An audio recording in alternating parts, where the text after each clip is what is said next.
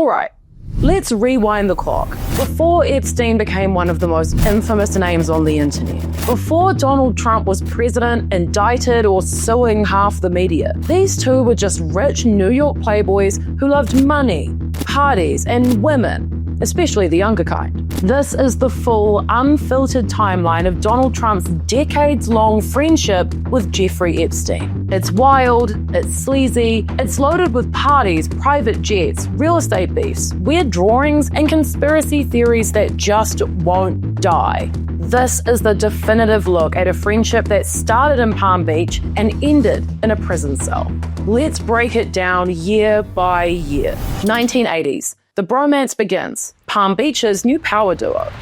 So picture it, late 1980s, Palm Beach, Florida. Donald Trump had just bought Mar-a-Lago and was busy turning it into his personal gold leaf kingdom. Around the same time, a mysterious financier named Jeffrey Epstein rolled into town, dropped cash on a massive mansion 2 miles north, and started climbing the social ladder like a man on a mission. They met, bonded, and according to Trump, they clicked. He told New York Magazine in 2002, "I've known Jeff 15 years. Terrific guy. He's a lot of fun to be with. It is even said he likes beautiful women as much as I do, and many of them are on the younger side." Yeah, that quote aged like milk.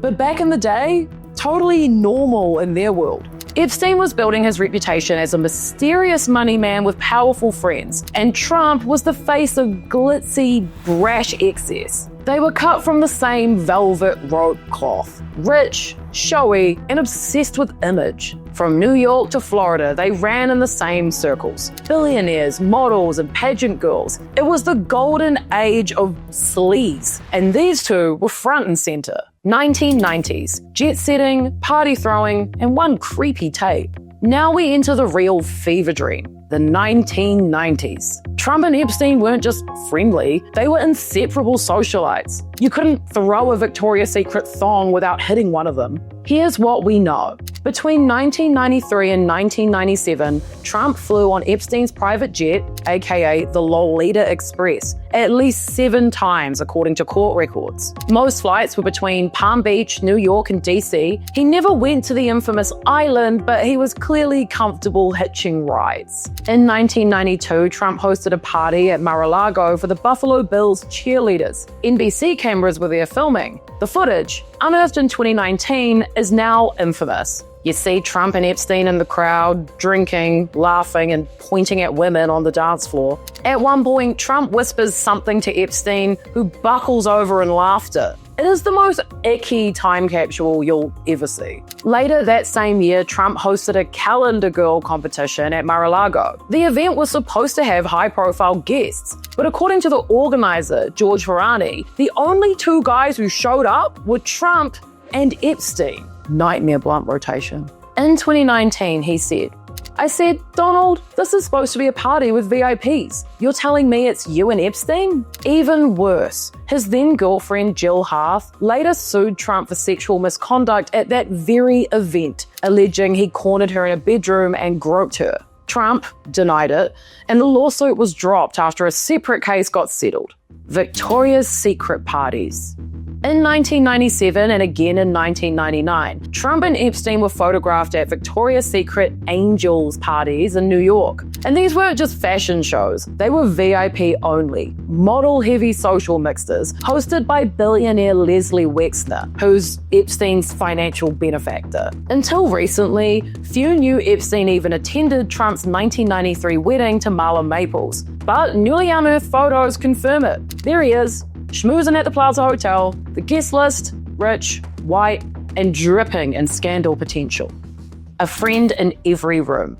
Multiple witnesses say Trump and Epstein often name-dropped each other. Stacey Williams, a former Sports Illustrated swimsuit model, said Epstein couldn't stop talking about Trump and once walked her into Trump Tower where Trump allegedly groped her. She described it like being part of some sleazy bet between the 2 men, saying, "I definitely felt like I was a piece of meat delivered as some sort of game." She said in 2024, it became very clear then that he and Donald were really, really good friends and spent a lot of time together. Again, Trump denies everything. And yet their friendship wasn't just casual. According to Epstein himself, they were best friends for years. In secret recordings made by author Michael Wolff in 2017, Epstein brags, "I was Donald's closest friend for 10 years. He even claimed they'd picked up women together in Atlantic City and that Trump's first time with Melania was on his plane." Trump says it's all fiction, but obviously the gossip doesn't stop there. The 2000s. Red flags start waving. In 2000, 16-year-old Virginia Guthrie was working at Mar-a-Lago as a spa attendant when Ghislaine Maxwell allegedly recruited her for Epstein. Guthrie said she was groomed and abused by Epstein and Maxwell. She maintained that Trump was not involved, but pointedly said, "If you kept hanging around Epstein's house, you knew." Meanwhile, Epstein kept showing up at Mar-a-Lago events, including one in 2000 where Trump, Ghislaine, and Prince Andrew were all photographed. In 2003, Epstein celebrated his 50th birthday. His friends put together a book full of messages. The page labeled Donald included a naked outline of a woman and a note ending with, "Happy birthday, and may every day be another wonderful secret." Trump says it's fake, which at this point you can safely assume he just denies every single thing, okay? Even the photos. Oh, and he's suing literally everyone involved with publishing the birthday book thing, so... 2004, the real estate fight that ended it all.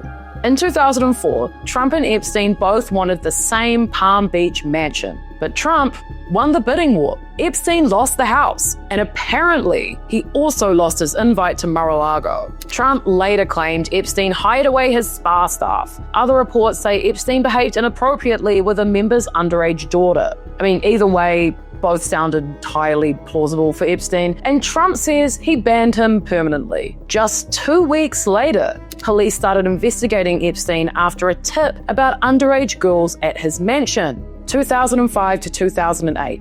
Epstein goes down, kinda. In 2005, a 14-year-old's parents went to police. That ended up launching a sprawling investigation into Epstein's sex abuse. Dozens of victims came forward. But in 2008, he struck a very, very sweet plea deal, crafted by then prosecutor Alexander Acasta, who is now Trump's Secretary of Labor. Epstein pleaded guilty to soliciting a minor for prostitution. He served 13 months in a private wing with work release. Trump said nothing, but victim attorney Brad Edwards said Trump was helpful behind the scenes and gave info voluntarily. 2015 to 2016, Trump weaponizes Epstein. By 2015, Epstein was radioactive. The 2008 plea deal was public knowledge. The lawsuits were piling up, and Trump saw opportunity. As he ramped up his campaign for president, he did what he does best: deflect and attack. He started linking Bill Clinton to Epstein at every chance he could. At CPAC in 2015, he said, Bill Clinton. Nice guy. Got a lot of problems coming up, in my opinion, with the famous island with Jeffrey Epstein. A lot of problems. That famous island, of course, was Little St. James, Epstein's private abuse factory in the Virgin Islands. Trump himself has never visited. He even said that he didn't have the privilege. I never had the privilege of going to his island.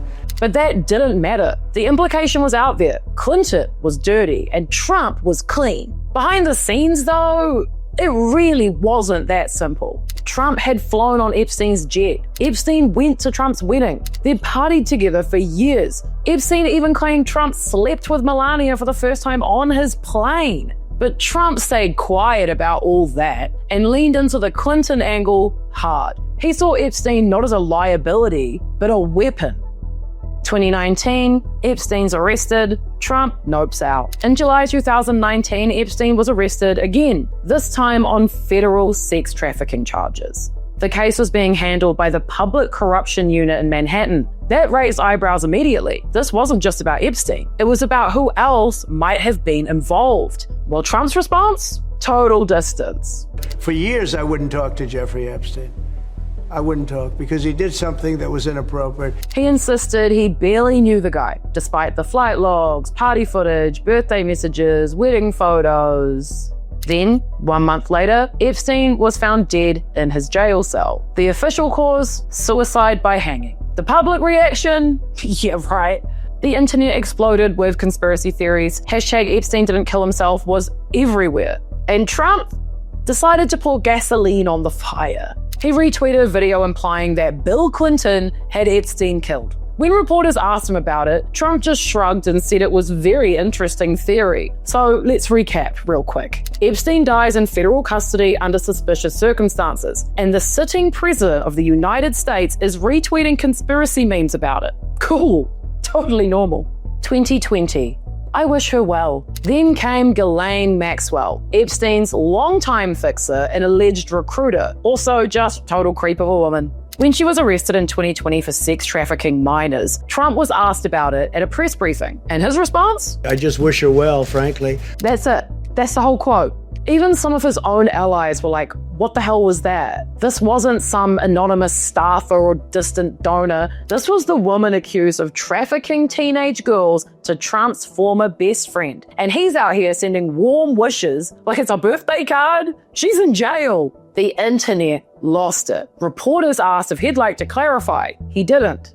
2024, the Epstein Files campaign promise. Flash forward to the 2024 campaign. Trump saw that this Epstein drama wasn't going away, especially in his own base. So he leaned in again, this time with a promise. He told Fox News that if re-elected, he'd be open to declassifying the Epstein files. But yeah, I'd be inclined to do the Epstein. I'd have no problem with it. His attorney general pick, Pam Bondi, went even further. The DOJ may be releasing the list of Jeffrey Epstein's clients? Will that really happen? It's sitting on my desk right now to review. That set MAGA Twitter on fire. The Epstein list was coming. Justice was near. Except it wasn't. 2025. No list, no justice, just vibes. By July 2025, the Department of Justice finally issued a statement. There was no secret client list. There were no pending bombshells. And yes, Epstein died by suicide. All sorted. Cue the meltdown. MAGA influencers were furious. They accused Trump's team of lying. Some even claimed he was protecting the elites. Imagine that. Trump, as usual, responded by lashing out, so... Are you still talking about Jeffrey Epstein? He then sued the Wall Street Journal for reporting that he had contributed that nude, weird little creepy birthday message to Epstein's 2003 birthday book. Pressed again on the Epstein fallout, Trump just keeps waving it off. It's boring, he said. I would say it is anything but that. So now Trump is mad at his base, the press, the DOJ, the Wall Street Journal, and half of X.com, because everyone keeps asking about a friendship he once called terrific. Epstein's final word. Afraid of Trump. Maybe the most haunting moment comes from those secret tapes. In 2017, Jeffrey Epstein told author Michael Wolff. So how do you know this? That was close to straight. He said Trump was obsessed with sex, power, and dominance, and that even he, Epstein, was afraid of him. So, what do we make of this? Trump and Epstein were friends for decades. They partied together, flew together, and they knew each other intimately. There is no denying that. There is so much evidence. When Epstein became toxic, Trump ran. When Epstein died, Trump pointed fingers. When the conspiracy theories flared, Trump fed them until they turned on him. And now, Trump's trying to act like the whole thing is just old news. But as we've seen, this story won't die. And maybe it shouldn't. Because when you look at the Trump-Epstein friendship, what you're really looking at is the rotten center of elite power. If you watched this whole thing and didn't hit subscribe yet, what are you doing? Seriously, I just unpacked decades of billionaire drama, private jets, creepy birthday drawings, and conspiracy theories so deep, they've even got their own zip code and you haven't even subscribed yet? I do this kind of thing all the time. Digging into the messy stuff the media soft pedals and the rich would rather bury. So hit subscribe, stay nosy, stay dangerous, and let's piss off the powerful people together. Bye!